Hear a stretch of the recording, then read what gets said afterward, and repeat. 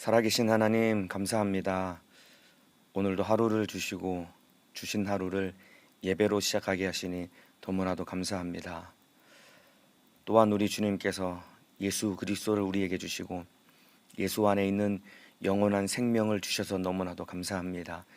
이 은혜 감사하며 기뻐하며 승리하는 하루의 삶을 살 수 있도록 인도하여 주옵소서. 오늘도 예배로 우리 주님 앞에 나아갑니다. 자격 없는 죄인을 우리 주님의 기쁘신 뜻대로 사용하여 주옵소서. 감사드리오며 예수님의 이름으로 기도하옵나이다. 아멘. 오늘 은혜 받으실 하나님의 말씀은 사도행전 5장 27절에서 32절 말씀입니다. 사도행전 5장 27절에서 32절 말씀입니다. 성경을 가져다가 펼쳐서 한번 찾아보시길 바랍니다. 사도행전 5장 27절에서 32절 말씀입니다. 다 찾으신 줄로 알고 저는 여기서 여러분은 계신 곳에서 저와 함께 한 목소리로 합독하여 읽겠습니다. 시작. 저희를 끌어다가 공회 앞에 세우니 대제사장이 물어 가로되 우리가 이 이름으로 사람을 가르치지 말라고 엄금하였으되 너희가 너희 교를 예루살렘에 가득하게 하니 이 사람의 피를 우리에게로 돌리고자 함이로다. 베드로와 사도들이 대답하여 가로되 사람보다 하나님을 순종하는 것이 마땅하니라. 너희가 나무에 달아 죽인 예수를 우리 조상의 하나님이 살리시고 이스라엘로 회개케 하사 죄사함을 얻게 하시려고 그를 오른손으로 높이사 임금과 구주를 삼으셨느니라. 우리는 이 일의 증인이요 하나님이 자기를 순종하는 사람들에게 주신 성령도 그러하니라 하더라. 아멘. 오늘 사도행전 5장 27절에서 32절 말씀을 중심으로 기쁨이 넘치는 신앙생활, 기쁨이 넘치는 신앙생활이라는 제목으로 사도행전 9번째 시간 하나님의 말씀 나누도록 하겠습니다. 사도행전 5장 전체 내용을 간략하게 정리를 하고 또 간략하게 말씀을 드리자면은 성경전 전반부에는 아나니아와 삽비라의 사건이 있습니다. 아나니아와 삽비라가 성령을 속이고 땅값을 판 돈을 일부를 숨겨서 그들이 현장에서 목숨을 잃는 그런 비극적인 사건이 일어납니다. 이 사건 때문에 예루살렘 교회가 자칫 큰 침체에 빠질 뻔했지만은 그러나 변함없이 이 강력한 성령의 역사로 표적과 이 기사가 나타나며 복음이 확산되며 증거되기를 시작합니다. 큰 침체될 뻔한 위기를 겪었지만은 여전히 복음은 성령을 통해 증거됩니다.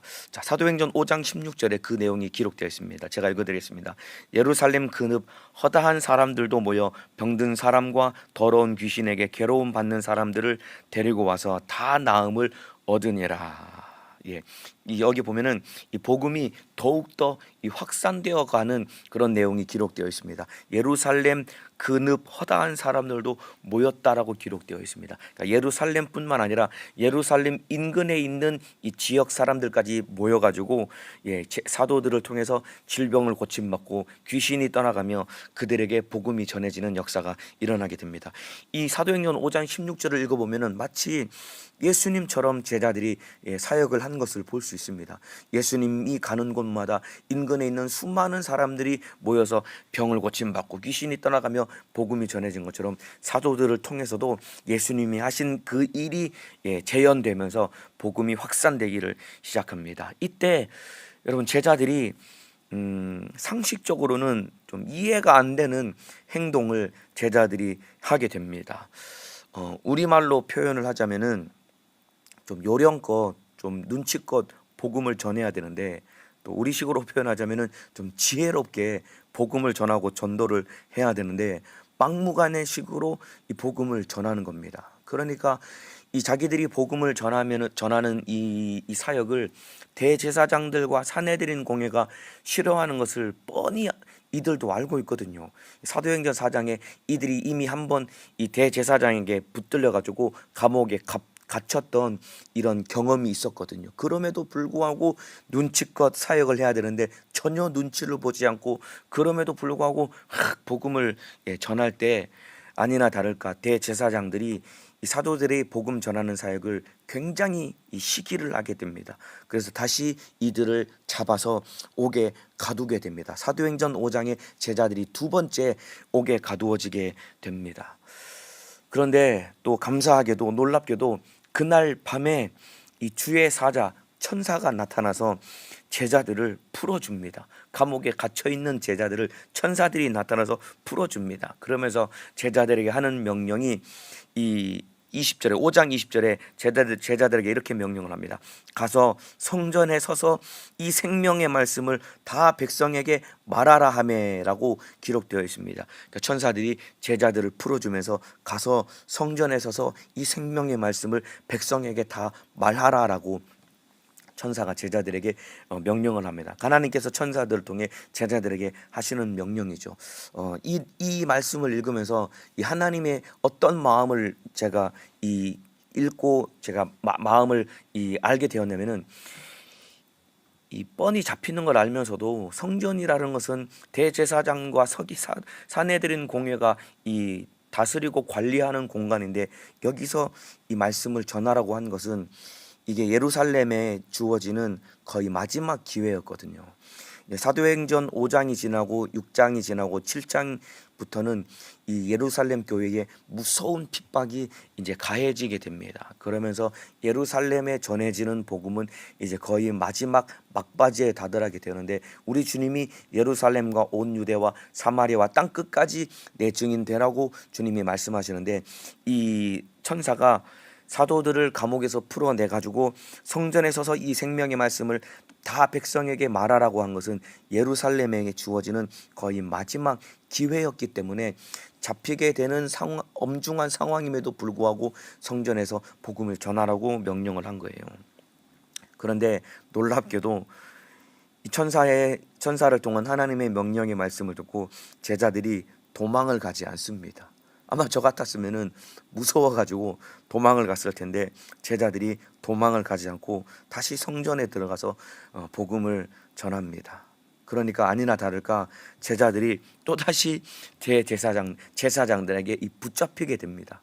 예, 이 어제 저녁에 이 붙잡았던 대제사장들이었으니까 그 밤에 풀려가지고 그날 밤과 새벽에 또 복음을 전하니까 또 붙잡을 것 아니겠습니까? 역시나 이들이 붙잡혀가 가지고 대제사장들에게 신문을 받습니다. 그러면서 이들이 적지 않게 이 마음에 분노가 확 일어나게 됩니다. 당장이라도 이들을 해코지를 하고 잡아 죽이고 싶었지만은, 이 사도행전 5장에 보면은 이 백성들을 두려워했기 때문에 이들이 이 대제사장들과 이 사내들인 공회가 예수가 부활하셨다는 소식을 전하지 말라고 이 엄중하게 경고를 하는데, 첫 번째는 그냥 말로만 경고했고, 두 번째는 이 물리적인 이 처벌을 가하면서 이들에게 경고를 합니다. 채찍으로 때려서 이들에게 경고를 준 다음에 이들을 풀어줍니다. 이 당시에 채찍은 여러분이 아시는 것처럼 39대의 채찍을 때리게 됩니다. 그냥 몸이 아픈 정도로 매질을 가하는 것이 아니라 온몸이 만신창이가 될 만큼 이 39대의 무서운 채찍질을 가한 다음에 제자들을 풀어주게 됩니다. 그러니까 다시는 예수 부활의 소식을 전하지 말라라고 마지막 엄중한 경고로 채찍질을 가해서 이들을 풀어주게 됩니다. 그런데 여러분, 놀랍게도 이때 제자들의 반응은 두려워하거나 위축되는 것이 아니라 오히려 이들이 굉장히 기뻐했다라고 기록이 되어 있습니다. 그냥 이 겁을 주고 쫓아낸 것이 아니라 실제로 채찍을 때려서 온몸이 막 피투성이가 될 만큼 이 굉장히 극심한 이 처벌을 가했음에도 불구하고 이들이 기뻐했다라고 기록하고 있는데, 사도행전 5장 42절입니다. 제가 읽어드리겠습니다. 사도들은 그 이름을 위하여 능욕받는 일에 합당한 자로 여기심을 기뻐하면서 공회 앞을 떠나니라. 채찍에 엄청 두드려 맞았거든요. 너무 많이 아프고 온몸이 피투성이가 되었을 텐데, 놀랍게도 그의 그 이름을 위하여 능욕받는 일에 합당한 자로 여기심을 기뻐하며 공회 앞을 떠나니라. 기뻐했다라고 기록하고 있습니다. 그러면서 채찍에 맞고 온몸이 만신창이가 되었으면은 조금 쉬면서, 우리식으로 표현하자면은 눈치껏 요령껏 지혜롭게 이들이 처신을 해야 되는데 전혀 굴하지 않고 또다시 복음을 전하는 겁니다. 사도행전에 나와 있는 초대교회 제자들과 이 성도들의 이 신앙생활의 특징을 곰곰이 생각을 해보니까 이들은 다른 것은 모르겠지만은 한 가지 분명한 것은 이들이 참으로 기쁨으로 신앙생활을 했습니다. 그래서 오늘 제목이 기쁨이 넘치는 신앙생활입니다. 여러분, 이들이 기쁨으로 신앙생활했다라는 내용은 5장 41절뿐만 아니라 이 앞전에 사도행전 2장 46절에도 기록되어 있습니다. 날마다 마음을 같이하여 성전에 모이기를 힘쓰고 집에서 떡을 떼며 기쁨과 순전한 마음으로 음식을 먹고라고 기록되어 있습니다. 여러분, 기쁨과 순전한 마음으로 음식을 먹으며 사람들로부터 칭송을 받았다라고 기록하고 있습니다. 그러니까 이들의 마음속에는 기쁨이 넘쳤던 겁니다. 제가 사도행전을 여러분과 함께 사도행전 1장부터 이제 나누면서 오늘 5장까지 왔는데, 사도행전을 한 장 한 장 차근차근 읽어가면서 제가 제자들과 이 성도들의 이 표정이 제 머릿속에 그려졌거든요. 초대교회 제자들과 이 성도들의 이 얼굴 표정이, 이 모습이 제 이 머릿속에 그려졌는데, 어떤 표정이 그려졌냐면 이들의 얼굴 표정 한 사람 한 사람을 제 머릿속에 이 떠올려 볼 때 어떤 표정이냐면 너무나 기뻐하는 이 표정이 제 머릿속에 그려지더라고요. 신앙생활하는 사도들과 제자들, 이 성도들의 얼굴 표정이 너무나 기뻐하고 이 막 감사하고 기뻐하는 기쁨이 넘치는 그 얼굴 표정이 그려졌거든요. 여러분, 사실 이들이 신앙생활하는 상황이 결코 좋지 않았거든요.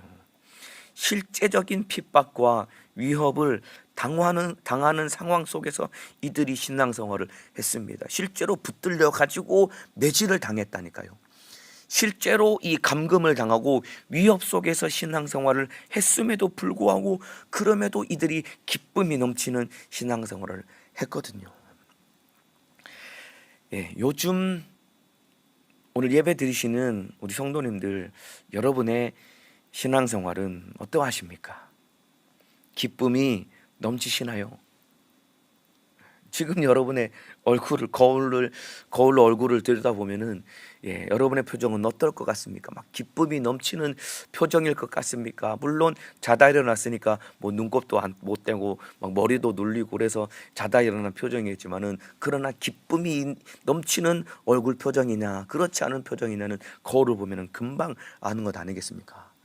저도 표정이 굉장히 좀 뚱한 표정을, 거의 뚱한 표정을 자주 짓거든요. 그래서 사람들이 저를 보면은 너무 무섭다라고 하는 사람들이 많이 있거든요. 이렇게 뚱한 표정을 지으면은 좀 이렇게 무서운 표정으로 이렇게 보이나 봅니다. 사실 제가 무서운 사람은 아니거든요.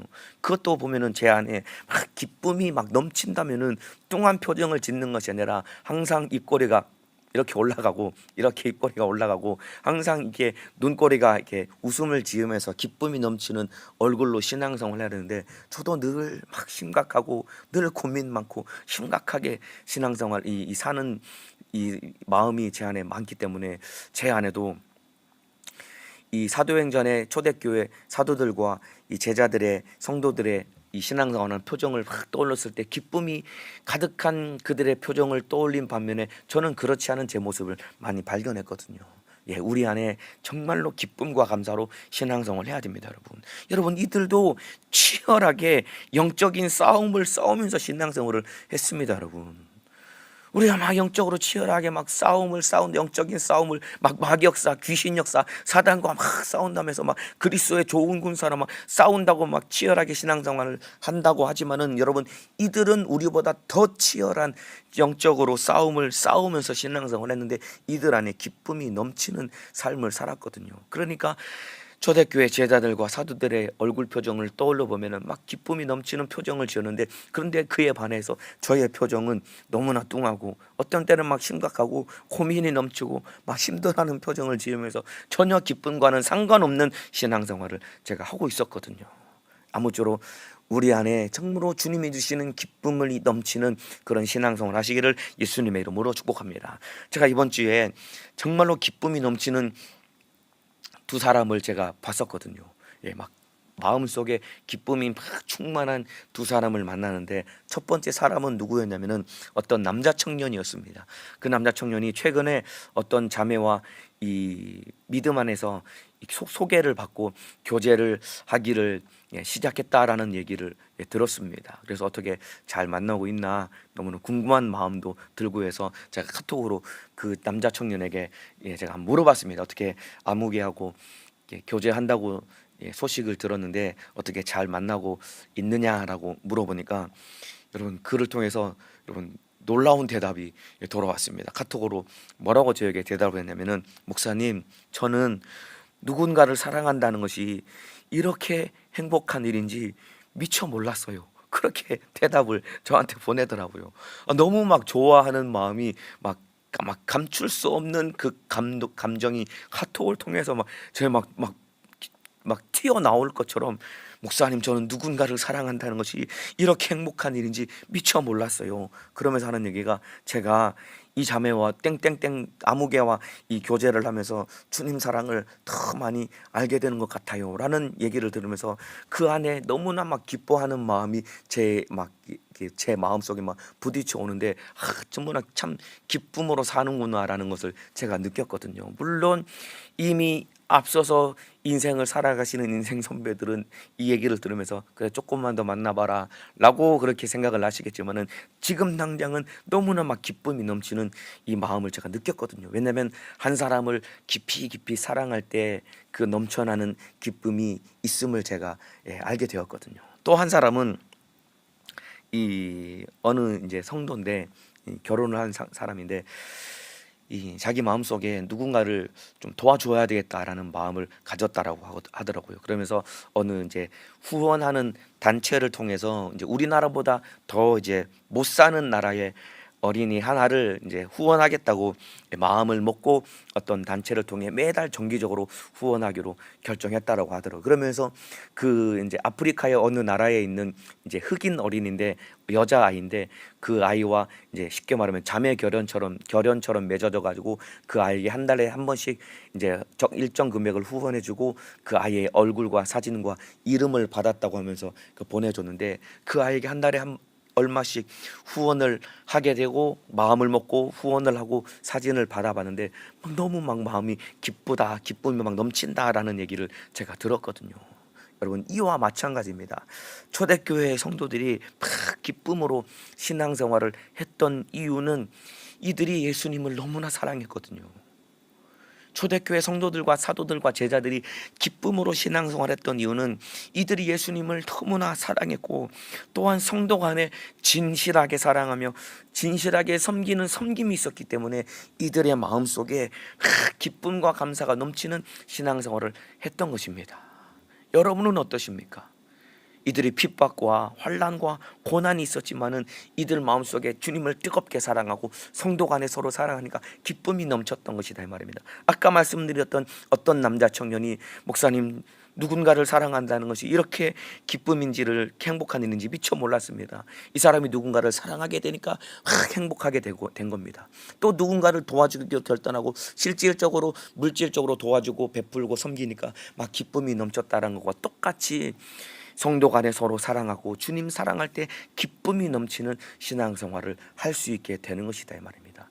저와 여러분도 우리가 주님으로부터 사랑을 받았고 또한 우리가 구원받고 영생을 얻었다라고 한다면은, 우리도 초대교회 성도들 같이 진실하게 이웃을 섬기고 또한 주님을 사랑하고 이웃을 사랑함으로 우리 안에도 기쁨이 넘치는 신앙생활, 영적 생활 하시기를 예수님의 이름으로 축복합니다. 여러분도 오늘 하루 또 여러분이 평생의 삶 가운데 내가 누구를 진실하게 좀 섬겨봐야 되겠다, 누군가를 가슴에 품고 진실하게 기도하는지, 아니면은 누군가를 진짜 이 물질적으로 섬겨주고 도와주고 후원해 줘야 되겠다라는 마음을 갖고 진실하게 섬겨주시는 삶을 한번 살아보시기를 바랍니다. 그렇다면은 우리 주님이 주시는 기쁨이 여러분 안에 막 넘쳐나게 될 것입니다. 아까 제가 말씀드린 것처럼 제자들이 상식적으로 이해가 안 되는 행동을 했다라고 제가 말씀을 드렸습니다. 뻔히 알면서도 도망가지 않고 복음을 전하고, 뻔히 알면서도 잡히고 매를 맞으면서도 역시나 계속해서 복음을 전하고 핍박을 받으면서도 기쁨으로 복음을 전할 수 있었던 이유가 있는데, 그 이유가 무엇이냐면은 여러분, 제자들 안에 분명하고도 일관된 확실한 입장과 태도가 그들 안에 있었기 때문입니다. 여러분, 제자들이 상식적으로 이해가 안 되는 행동을 하면서도 이들의 마음속에 막 기쁨이 넘쳤던 이유는 이들 안에 분명하고도 일관된 입장이 있었는데, 그것이 무엇이냐면은 이들이 하나님만 사랑하고 하나님 말씀에만 순종했기 때문입니다. 사람들 따위의 눈치를 보는 것이 아니라 하나님만 사랑하고 하나님 말씀에만 순종했기 때문에 이들은 어떠한 것에도 굴하지 아니하고 기쁨으로 신앙생활 할 수 있었던 것입니다. 오늘 본문 사도행전 5장 29절에 이런 말씀이 있습니다. 베드로와 사도들이 대답하여 가로되 사람보다 하나님을 순종하는 것이 마땅하니라. 이들을 겁을 주면서 신문하고 복음을 전하지 말라라고 이들에게 협박하면서 신문하는 대제사장을 향해서 던진 대답입니다. 베드로와 사도들이 대답하여 그러되 사람보다 하나님을 순종하는 것이 마땅하니라. 우리는 너희 말 듣지 않아. 우리는 하나님 말씀에만 순종할 거야. 이런 분명한 태도와 일관된 입장을 사도들의 마음속에 가지고 있었던 것입니다. 여러분, 또 있습니다. 이러한 입장은 오늘 본문 앞장에 있는 사도행전 4장 19절에도 똑같은 대답을 합니다. 베드로와 요한이 대답하여 가로되, 사도행전 4장 19절입니다. 베드로와 요한이 대답하여 가로되 하나님 앞에서 너희 말을 듣는 것이 하나님의 말씀을 듣는 것보다 옳은가 판단하라. 하나님 앞에서 너희 말을 듣는 것이 하나님 말씀 듣는 것보다 옳은가 판단하라. 이 말은 우리는 하나님 앞에서 너희 말을 듣는 것이 아니라 우리는 하나님 말씀만 들을 거야 라고, 여러분, 가장 막강한 권세, 그러니까 이스라엘 민족 전체에서 서열을 따지자면은 가장 높은 서열 1위인 대제사장 앞에서 우리는 네 말 듣지 않아, 나는 하나님의 말씀만 들을 거야 라고 그렇게 분명하고 일관된 입장과 태도를 여러분 변하지 않고 그런 입장을 가지고 밝힌 것이다 이 말입니다. 그러니까 사도들과 제자들은 오직 하나님 말씀에만 순종한 거예요. 예수님이 승천하시기 직전에 내 증인이 되라는 이 명령의 말씀에 순종해서 오직 예수 그리스도의 부활하심과 죽으심과 부활하심을 전하면서 하나님의 뜻을 자기 목숨보다 더 크게 여기면서 오직 주님만 뜨겁게 사랑하고 지옥 가는 영혼을 뜨겁게 사랑하며 영혼을 사랑하며 복음을 전하니까 그들 안에 기쁨이 넘치고 기쁨으로 신앙생활 한 것이다 이 말입니다. 이와 마찬가지입니다.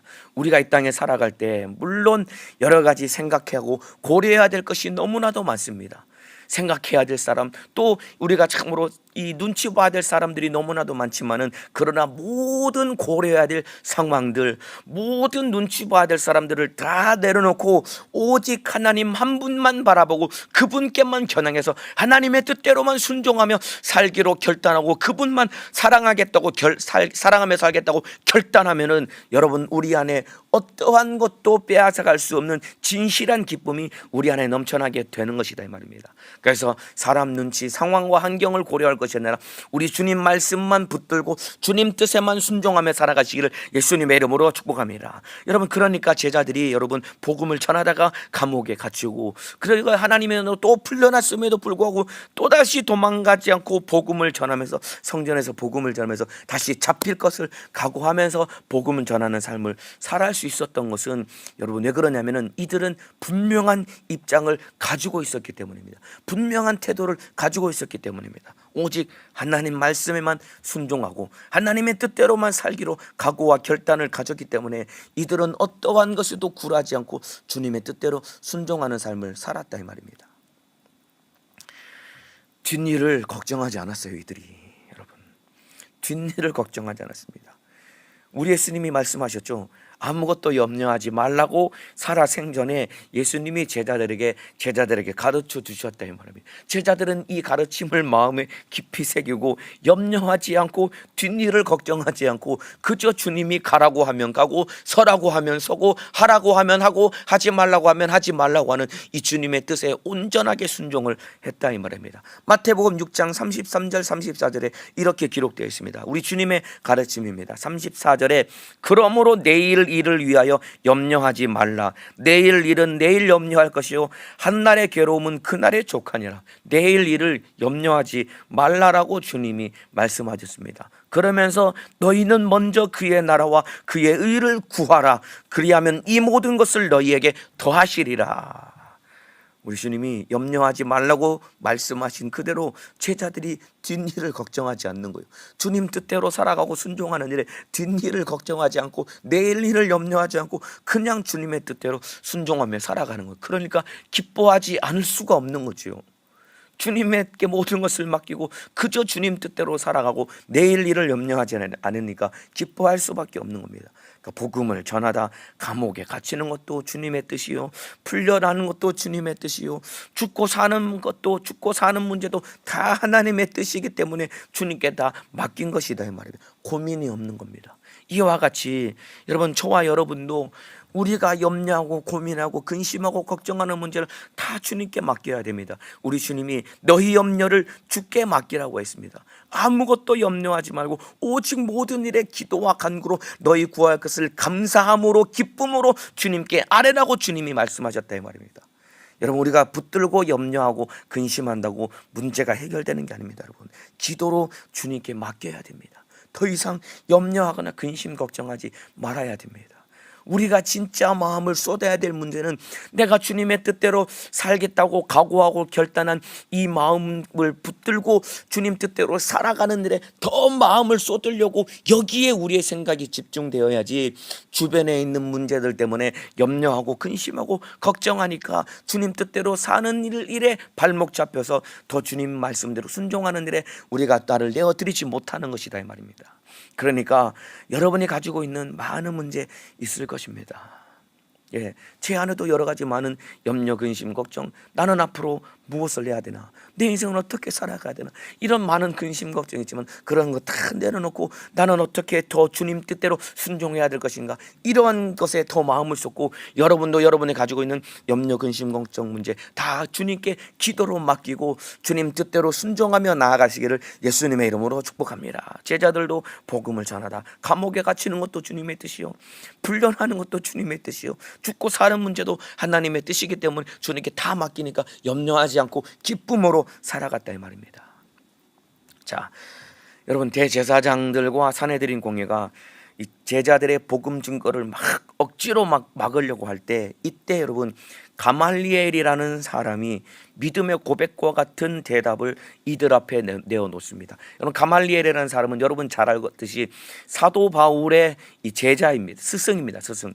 사도 바울이 되기 전에 사울 시절에 사울을 잘 가르쳤던 이 스승이 바로 가말리엘이라는 사람인데, 이 사람이 바로 산헤드린 공회 회원이었던 모양입니다. 이때 막 대제사장들과 산헤드린 공회가 제자들의 복음 증거를 막 억지로 막으려고 할 때 이 가말리엘이 믿음의 고백과 같은 말을 던지는데, 사도행전 5장 38절 39절입니다. 이제 내가 너희에게 말하노니 이 사람들을 상관 말고 버려두라. 이 사상과 이 소행이 사람에게로서 났으면 무너질 것이요, 만일 하나님께로서 났으면 너희가 저희를 무너뜨릴 수 없겠고 도리어 하나님을 대적하는 자가 될까 하노라 하니. 그러니까 이 가말리엘이 산헤드린 공회를 향해서 그냥 억지로 하지 말고 하나님께 맡기자. 만일 하나님께로서 났으면은 우리가 하나님을 대적하는 자가 될 수 있으니까 그냥 하나님의 뜻대로 되도록 그냥 하나님께 맡기자라고 이런 놀라운 대답을 합니다. 여러분, 가말리엘이 예수를 만나지 못한 사람입니다. 여러분, 이 당시에 가말리엘은 예수를 만나지 못했음에도 불구하고 여러분 하나님의 뜻에 맡기겠다고 이런 놀라운 여러분 신앙 고백과 같은 고백을 던진 겁니다. 그렇다면 우리도 하나님의 뜻에 맡기며 주님의 뜻대로 살아가야 되는 건 아니겠습니까? 여러분, 염려하고 근심하고 걱정할 것이 아니라 주님께 맡기고 우리 주님의 뜻대로 순종하며 나아가며 기쁨이 넘치는 신앙생활 하시기를 예수님의 이름으로 축복합니다. 여러분, 제자들이 아까 말씀드린 것처럼 뒷일을 걱정하지 않고 이들이 살았습니다. 마치 오늘만 있는 것처럼 이 제자들이 삶을 살고 사역을 했거든요. 그런데 여러분, 제자들은 오늘만 있는 것처럼 살았지만은 실상 제자들 안에는 영원을 가지고 있는 사람들이었습니다. 여러분, 오늘만 있는 것처럼 제자들이 살았지만은 그들 안에는 영생을 가지고 있는 사람들이었습니다. 마치 오늘이 마지막인 것처럼 살았지만은 그들의 가슴 속에, 그들 안에는 영혼을 가지고 있었기 때문에 기쁨으로 신앙생활을 했던 거예요. 여러분, 영생을 소유하고 있는 자가 여러분 오늘을 사는 삶과 신앙생활 기쁨으로 할 수 있는 것입니다. 여러분, 이 내용 이해가 되시면 아멘 하시겠습니다. 여러분, 진짜 영생을 가지고 진짜 내 안에 영원이라는 시간을 가지고 소유하고 있는 사람이 오늘 하루를 살고 오늘 하루 신앙생활할 때 기쁨으로 신앙생활을 할 수 있는 것입니다. 여러분, 여러분은 진짜 영생을 가지고 있는 사람입니까? 여러분 안에는 진짜 예수 그리스도로 말미암아 영원이라는 시간이 내 안에 습태되고 소유된 사람입니까? 여러분, 그렇다면은 기쁨으로 신앙생활을 할 수 있는 거예요. 우리가 예수를 믿고 천국을 가고 싶다고 하고 영생을 내가 얻기를 소망하고 내 안에 영생이 있다라고 믿는다라고 하지만은 실상 내 안에 영생을 없는 자처럼 영원이라는 영원한 시간을 소유하지 못한 자처럼 살아가니까 우리 안에 기쁨으로 살지 못하고 기쁨으로 신앙생활하지 못하는 것이다 이 말입니다. 여러분, 내일 일, 다음 일 여러분 아무리 걱정한다고 해도 더 잘 되는 것도 아닙니다. 여러분, 우리 주님이 마태복음 6장 27절에도 너희 중에 누가 염려함으로 그 키를 한 자나 더할 수 있겠느냐. 여기서 키라고 번역되어 있는데 다른 성경이나 원어에 보면은 키는 수명이라고 기록되어 있습니다. 그냥 바꿔 말하면 너희 중에 누가 염려함으로 너희 수명을 1시간이나 더 연장할 수 있겠느냐. 너희가 근심하고 걱정한다고 해서 너희 수명을 더 늘릴 수 없는 거야. 그러니까 하나님께 맡기고 오늘을 사는, 오늘만 있는 것처럼 살면서 그러나 너희 가슴 속에 이미 나로 말미암아 영생을 너희가 가진 자가 되었으니까 기쁨으로 신앙생활하고 기쁨으로 살며 너희 모든 염려를 주님께 맡겨라 라고 주님이 말씀하고 있는 것입니다. 여러분, 제자들이 오늘만 있는 것처럼 살았지만은 그들 안에 영원을 가지고 있었기 때문에 기쁨으로 신앙생활 할 수 있었던 겁니다. 마찬가지입니다. 우리도 영생을 소유했기 때문에 오늘 하루 기쁨과 감사로 신앙생활하며 살아갈 수 있어야 되는 겁니다. 여러분, 하나님의 뜻대로 우리가 인도하심을 받아야 됩니다. 제자들이 말이죠, 뒷일을 걱정하지 않고 주님께 모든 것을 맡기고 어떠한 것에도 얽매이지 않고 주님 뜻대로만 순종하며 살아가며 신앙생활 하니까 하나님이 제자들을 마음껏 쓰셔서 표적과 기사가 그들을 통해 제한 없이 나타난 겁니다. 그들이 어떠한 것에도 얽매이지 않고 하나님께만 붙들리고 하나님께만 순종하고 그래서 하나님께만 붙들리니까 하나님이 마음껏 쓰셔서 이들을 통해 표적과 기사가 제한 없이 나타난 겁니다. 여러분, 능력은 내가 마치 내 주머니에 무슨 통장에 은행에 잔고가 돈을 막 쌓아놓고 돈을 막 꺼내 쓰는 것처럼 그런 개념이 아닙니다. 여러분, 능력은 내가 마치 내 소유물처럼 가지고 내가 쓰는 것이 아니라 내가 하나님께 순종함으로 사용당하는 것이 능력입니다. 여러분, 이 내용 이해가 되시면 아멘 하시겠습니다. 능력은 내가 가지고 막 써먹고 나눠주는 것이 아니라 내가 하나님께 순종함으로 사용당하는 것이 여러분 이게 능력입니다. 그러니까 제자들이 오직 하나님께만 순종하겠다고 각오와 결단을 하니까 하나님이 마음껏 쓰셔서 표적과 기사가 나타나게 되는 겁니다. 저와 여러분도 염려, 근심, 걱정 주님께 다 내려놓고 맡기고 내가 막 고민하고 근심하고 걱정할 것이 아니라 오직 내 안에는 제자들과 같이 제자들이 일관된 입장과 태도를 가져서 우리는 사람에게 따르는 사람 눈치를 보는 것이 아니라 우리는 하나님 말씀에만 순종할 거야 라고 각오하고 결단하고 실제로 그렇게 살았기 때문에 제자들을 통해 제한 없이 이적과 표적이 나타나는 것처럼 저와 여러분도 하나님께만 집중하고 하나님께만 순종해서 저와 여러분을 통해서 참으로 손 얹고 기도할 때 귀신이 떠나가고 질병이 고침받는 이러한 이적과 표적이 제한 없이 나타나시기를 예수님의 이름으로 축복합니다.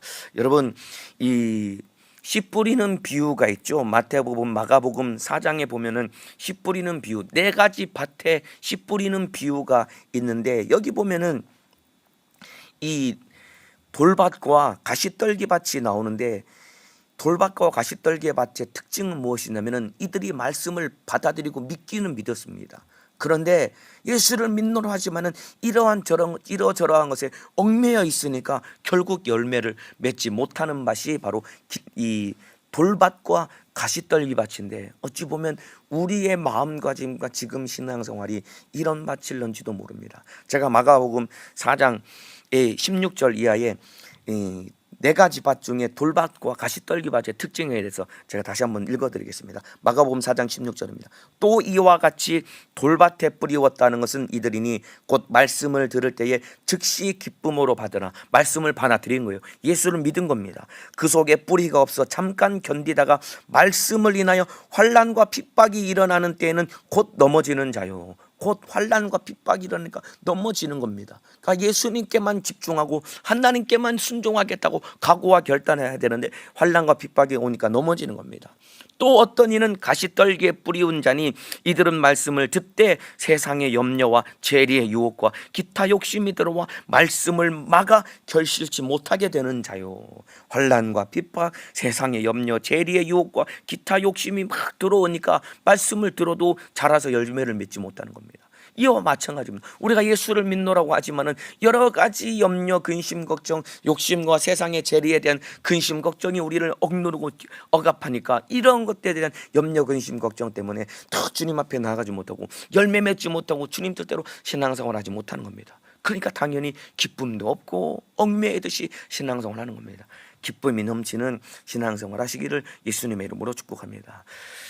마지막으로 한 가지만 말씀드리고 마치겠습니다. 제가 저희 기관에서 말씀을 나눌 때도 이 이야기를 얼마 전에 했는데, 제가 얼마 전에 그 병문안을 갔었습니다. 이 암으로 투병하셔서 이제 사실 날이 얼마 남지 않았다라고 제가 들었습니다. 병원에서도 그렇게 얘기했고, 그리고 그 당사자도 아시는 상황이었습니다. 이제 거의 다 바짝 말라가지고 너무 막 힘들어하시는 그 성도님을 보고 너무 막 마음이 아팠거든요. 그런데 확실한 것은 예수님을 믿는 믿음이 있고 마지막 우리 주님 꼭 붙들려고 하는 이 주님 앞에 진실한 마음이 있으셔서 그분께 꼭 그 마음 붙들고 끝까지 회개하며 예수 붙들고 천국 가시라고, 그리고 제가 간절히 기도해드리고 왔습니다. 확실한 믿음을 가지고 이제 마지막 주님 만날 준비를 하고 계시는 모습을 바라보고 이제 버스를 타고 돌아오는데 맨 뒷자리에 앉았거든요. 버스 타고 돌아오는데 인생이 참 별거 없구나 하는 생각이 들더라고요. 병원에서도 얼마 안 남았습니다라고 얘기를 하고, 그분도 얼마 안 남았다는 것을 알고 마지막 기도해 드리고 오는데 참 인생 별거 없구나. 한평생 아무리 잘 살아보려고 발버둥치고 애쓰고 노력해도 결국 한평생 인생 마감할 때 남는 것은 아무것도 없구나 라는 생각을 하면서 마치 주님이 저에게 물어보듯이, 저에게 질문하듯이 제 마음속에 막 부딪혀오는 질문이 하나 있었습니다. 저에게 주님이 막 물어보듯이 저의 마음속에 부딪혀오는 질문이 있었는데, 그것이 무엇이냐면은, 야, 너는 그게 그렇게 중요하니? 제 마음속에 제가 제 스스로 물어봤습니다. 오늘 지금 우리 성도 여러분들께, 지금 여러분들께 주님이 물어보고 있는 질문입니다. 야, 너는 그게 그렇게 중요하니? 너는 꼭 그걸 해야만 하겠니? 주님이 저에게 이 질문을 하시는 것처럼 제 마음속에 부딪혀왔고, 제가 스스로에게 이 질문을 저에게 던졌습니다. 그 질문을 제 스스로에게 던지면서 버스 뒤에서 오는데 참 주님 앞에 염치가 없고 너무나 송구스러운 마음이 너무 많이 들더라고요.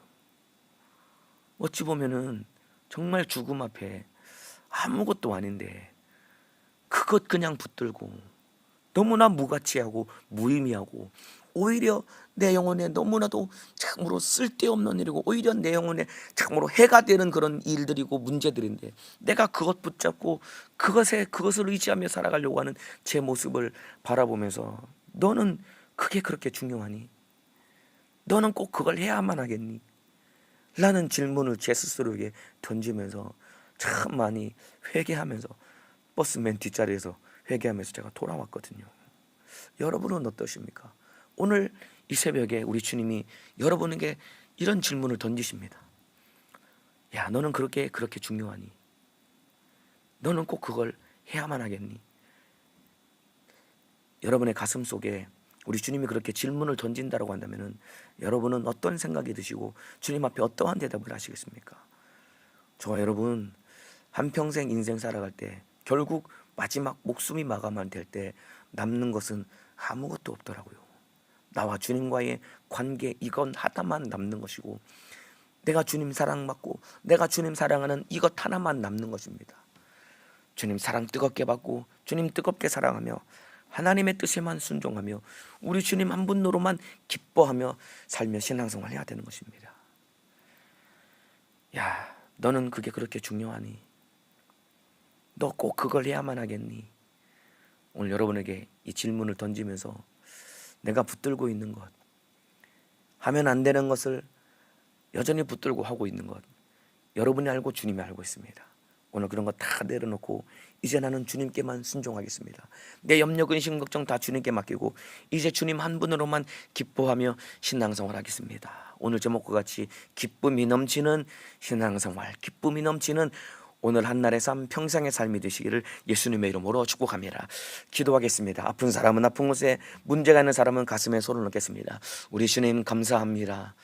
제자들이 핍박과 환난과 고난 속에서도 그들은 변하지 않는 일관된 입장을 가지고 있었습니다. 사람에게 순종하지 않고 우리는 하나님의 뜻대로 살며 하나님의 뜻에만 순종하겠다는 각오와 결단을 가지고 그들은 하나님의 뜻을 자기 목숨보다 크게 여기며 주님을 뜨겁게 사랑하며 목숨 걸고 복음을 전하며 성도들의 영혼을 진실하게 사랑했기 때문에 그들 안에는 기쁨이 넘치는 신앙생활을 했습니다. 뒷일은 걱정하지 아니하고 그들 안에 이미 영원이라는 시간, 영생을 가졌기 때문에 오늘을 기쁨으로 살며 신앙생활을 했던 것과 똑같이 우리 안에도 기쁨이 넘치게 도와주시되 모든 염려, 근심, 걱정 다 주님께 맡기고 주님께만 순종하며 주님의 뜻대로만 살아가는 믿음의 사람 될 수 있도록 주님 은혜를 베풀어 주옵소서. 오늘 우리 주님이 우리에게 묻고 계십니다. 야, 너는 그게 그렇게 중요하니? 너는 그걸 꼭 해야만 하겠니? 우리 주님이 오늘 나에게 물어보실 때 주님이 안타까이 여기시며 그것을 해야만 하겠냐고, 그게 그렇게 중요하냐고 물어보실 때 주님 앞에 내가 가치 있게 여기는 것을 모두 다 내려놓고 주님의 뜻대로 살겠다고만 결단하며 주님의 뜻대로만 순종하며 기쁨으로 신앙생활하는 우리 모든 성도들 되게 도와주옵소서. 내 이름으로 귀신을 쫓아내라, 병을 고치라 명령하신 예수님의 이름으로 명하노니 주님의 뜻대로 살지 못하게 만들고 세상 것들, 육신의 것들을 붙들고 거기에 얽매여서 염려, 근심, 걱정하며 신앙생활하게 만들고 염려, 근심, 걱정하며 주님의 뜻대로 순종하지 못하게 만드는 못된 원수 귀신 질병아, 나사렛 예수님의 이름으로 명하노니 떠나갈지어다. 예수님의 이름으로 명하노니 떠나갈지어다.